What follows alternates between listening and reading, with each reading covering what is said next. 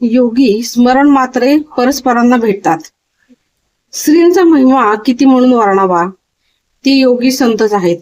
योगी सत्पुरुषांच्या गोष्टी वेगळ्याच असतात. ते आपल्या सामर्थ्याने आपली मनोवांछाही पूर्ण करीत असतात. त्यांचे बोलणे वागणे सामान्य माणसांना कळणे थोडे कठीणच असते. त्यांचीच ही कथा. शिष्या हाती विडा दिला. एकदा असे घडले की शेगावात सदाशिव रंगनाथ वानवळे एक गृहस्थ श्री गजानन महाराज यांच्या दर्शनासाठी आले होते. त्यांचे टोपण नाव होते तात्या. चित्रकूटच्या माधवनाथांचे ते शिष्य होते. माधवनाथ हेही योगी सत्पुरुषच होते. योगशास्त्रात ते पारंगत होते. माळवा प्रांतात त्यांचा शिष्य परिवार फार मोठ्या प्रमाणावर पाहावयास मिळतो. सदाशिव उर्फ तात्या हे माधवनाथांचे शिष्य होते. ते जेव्हा शेगावी आले तेव्हा श्री गजानन महाराज हे मठात भोजनास बसले होते. सदाशिवरावास पाहून श्रींना अपार आनंद झाला. यांना माधवनाथांची आठवण झाली. संत हे परस्परांना अंतरंगाने जाणत असतात. सदाशिवराव येताच श्री महाराज म्हणाले, अरे हा माधवनाथाचा शिष्य आहे, त्याला माझ्या पुढे घेऊन या, माझ्या समोर जेवायला बसवा. त्यांचे गुरु आत्ताच येथे येऊन जेवण करून गेले आहेत. त्या पाठोपाठ हे शिष्य आले आहेत. जरा थोडा वेळ जर हे आधी आले असते तर गुरु शिष्य यांची इथेच भेट झाली असती. गुरु इथे येऊन जेवून गेले, पण त्यांना विडा द्यायचा मात्र राहून गेला आहे. तो विडा आता या शिष्याच्या हाती देऊया. संतांची लेकरे असे समजून श्री गजानन महाराज यांनी माधवनाथाच्या शिष्यास म्हणजेच सदाशिवरावास उर्फ तात्यास दृढ प्रेमालिंगन दिले. त्यांचा सत्कारही केला. ते म्हणाले, तात्या तुम्ही असेच आपल्या गावी जा, माधवरावांना एवढा विडा द्या. आमच्या या सांगण्यात एका शब्दाचाही फरक करू नका. श्रींनी पुन्हा आपला निरोप पुढील प्रमाणे सांगितला.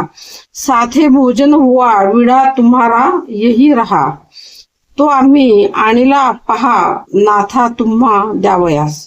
हा निरोप ऐकून घेऊन माधवरावांना देण्यासाठी विडा घेऊन सदाशिवराव निघाला. गुरुची आज्ञा गुरुपर्यंत पोहोचवायची होती. स्मरण मात्र भेट झाली. सदाशिवराव उर्फ तात्या गावी आला. आपले गुरु माधवनाथ यांना भेटला.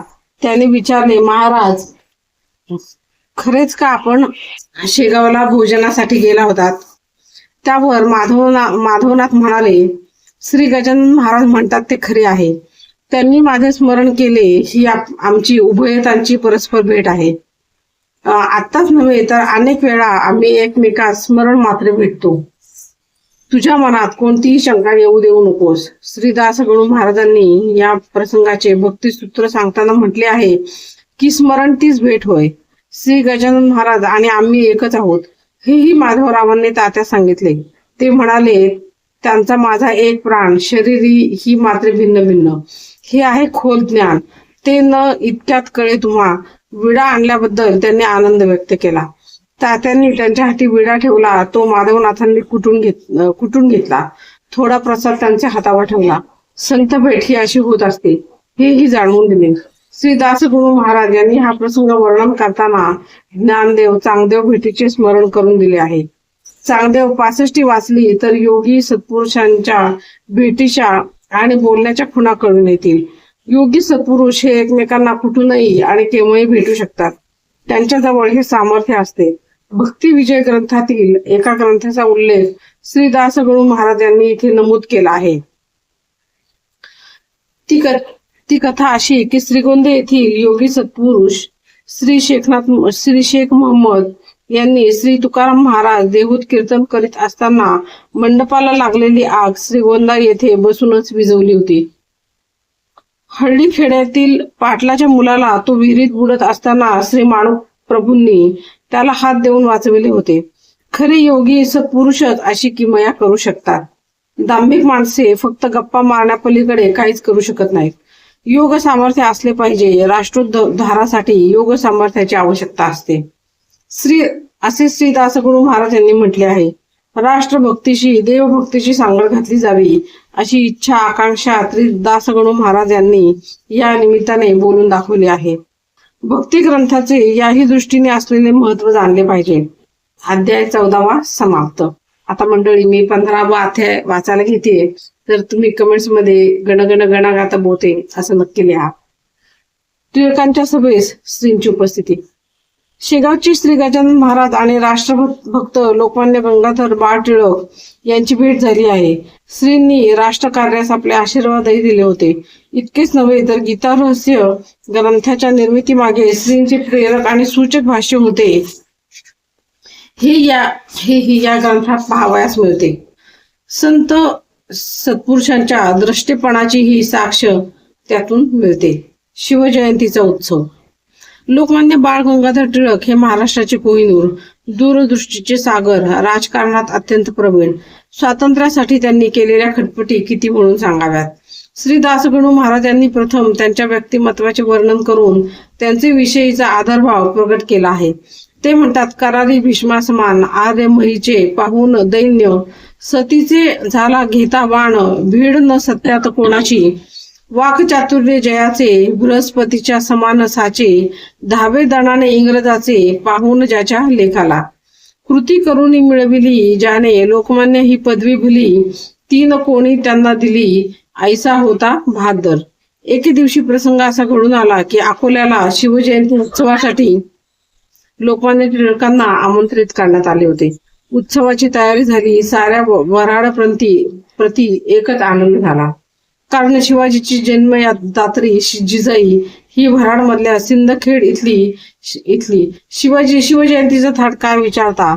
या उत्सवासाठी शेगावच्या श्री गजानन महाराज यांनाही आणण्याचे ठरले. टिळकांच्या कार्याला श्रींचे आशीर्वाद लाभावेत हा सर्वांच्या मनातील हेतू होता.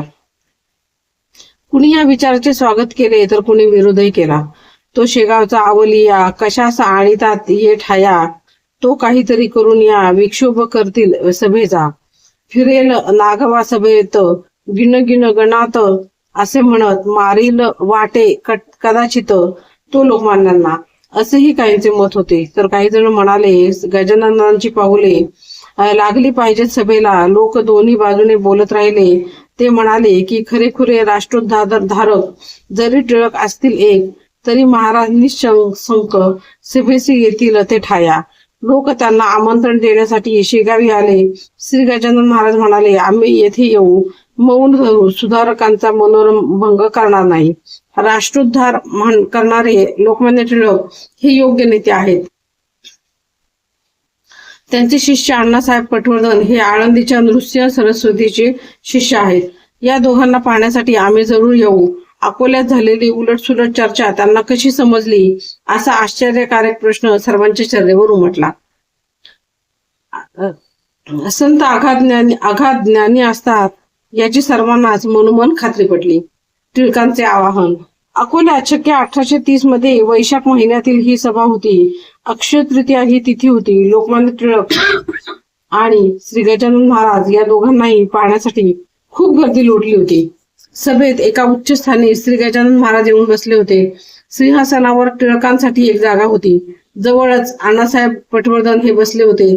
सभेला प्रारंभ झाला. व्याख्यान सिंह टिळक गर्जून म्हणाले, स्वातंत्र्यासाठी ज्यांनी प्राणार्पण केले, ज्यांच्यामुळे हा दिवस धन्य झाला आहे, धनुर्धर वीर योद्धा शिवाजी याने पराक्रम गाजविला, स्वराज्य स्थापन केले, त्याचा आज जन्मदिवस आहे. पराक्रमी शिवाजीला समर्थ रामदासांचा आशीर्वाद होता, म्हणून तो संपूर्ण भारत खंडात मशहूर झाला. आजही त्याप्रमाणे राष्ट्रकार्यास आशीर्वाद देण्यासाठी श्री गजानन महाराज हे इथे आले आहेत. लोकमान्य टिळक पुढे म्हणाले, स्वातंत्र्य सूर्य मावळला, दास्यत्वाचा काळोख पडला, स्वातंत्र्य नाही जगी ज्याला, तो समजा प्रेतव्रत. स्वातंत्र्य सूर्य मावळला,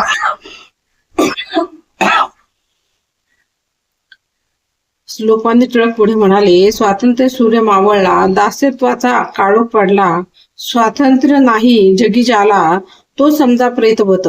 यासाठी म्हणून आहे करणे प्रयत्न, ज्या शिक्षणे करून राष्ट्र प्रेम वाढेल हो.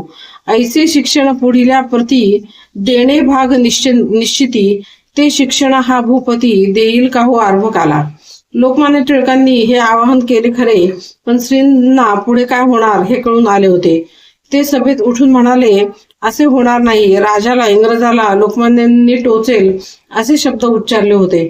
त्यामुळे पुढे श्री गजानन महाराज म्हणाले की अशा भाषणामुळे हाती दंड बेड्या साखळ्या पडतात.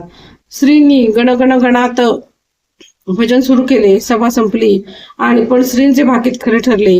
इंग्रजांनी टिळकांना अटक केली, त्यांना शिक्षा झाली, पण गीता रहस्य ग्रंथ निर्मितीची बीजे या शिक्षेतच रुजली गेली.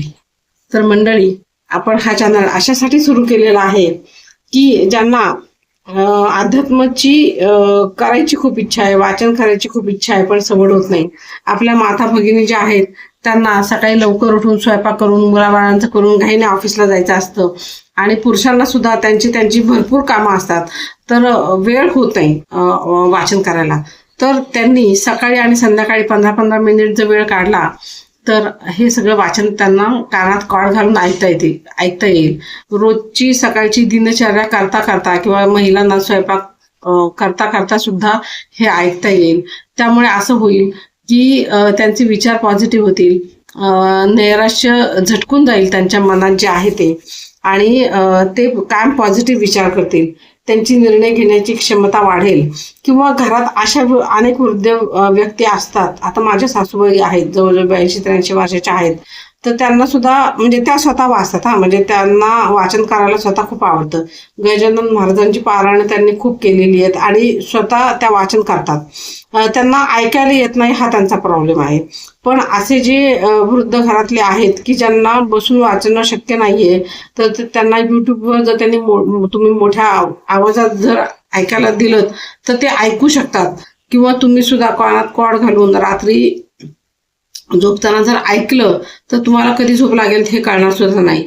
तर आपल्या चॅनलवर श्री दत्तगुरूंचं पारायण 153 अध्याय पूर्ण आहेतच. एकीकडे मी गीतेचं सुद्धा वाचन सुरुवातीचं करतेय. सध्या स्वतः मी गीता शिकतेय, तर आत्ता माझं शिकणं चालू आहे.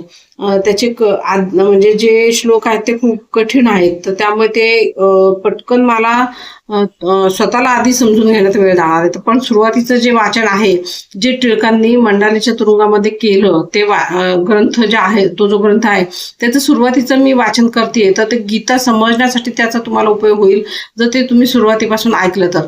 आणि श्री रामदास स्वामींचे मनाचे श्लोक, त्याचा प्रत्येक श्लोकाचा पहिल्यापासूनचा अर्थ मी डिटेलमध्ये सांगतेय अगदी, तर त्याचा सुद्धा तुम्हाला स्वतःला फायदा होईल. रोजचं जीवन जगताना त्याचा फायदा होईल. तुम्ही जर तुमच्या मुलांना ते युट्यूबवर ऐकण्यास दिलं तर एक भावी सुसंस्कारित पिढी आपल्याला घडवता येईल. तर अशा पद्धतीने मी हा चॅनल अशासाठी चालू केलेला आहे की याचा तुम्हाला सगळ्यांना फायदा व्हावा. तुम्ही हा आपला चॅनल अनेक लोकांपर्यंत पोहोचवा. जर तुमचे मित्र मैत्रिणी परदेशात असतील तर त्यांच्यापर्यंत पोहोचवा की त्यांना काहीही करायचं नाही, फक्त ऐकायचंय. तर त्याचा तुम्हाला जास्तीत जास्त फायदा व्हावा अशी माझी मनापासून इच्छा आहे. तर यासाठी तुम्ही लवकरात लवकर आपला चॅनल सबस्क्राईब करा. कल्याणीच भक्ती ऑडिओ बुक हा आपला चॅनल लवकरात लवकर सबस्क्राईब करा आणि तो अनेक लोकांपर्यंत पोहोचवा. धन्यवाद.